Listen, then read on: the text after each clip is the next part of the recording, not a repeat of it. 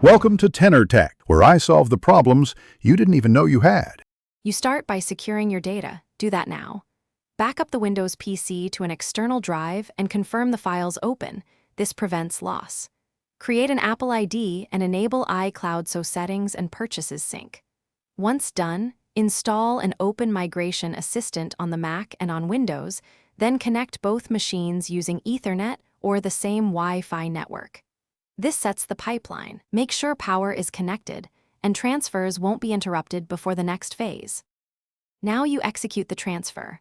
In Migration Assistant, choose the Windows PC as the source and select user accounts, documents, desktop, and photos to migrate. This preserves folder structure. After transfer, review apps. Some Windows programs need Mac versions or alternatives. Reinstall licensed software and transfer license keys when permitted. For browsers, export bookmarks and passwords from Windows and import them into Safari or Chrome on the Mac. Finally, make sure file permissions are correct and test key files to confirm integrity. Finish by tailoring the Mac to your workflow. Set up users, privacy settings, keyboard mappings, trackpad gestures, and time machine backup so recovery is ready. Install essential Mac apps and enable two-factor authentication on your Apple ID for security. Make sure iCloud is syncing mail, contacts, and calendars. If something goes wrong, network drop, missing files, stop and troubleshoot.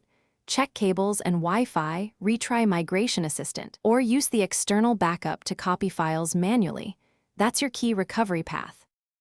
Thanks for watching. Subscribe to keep your life in tune.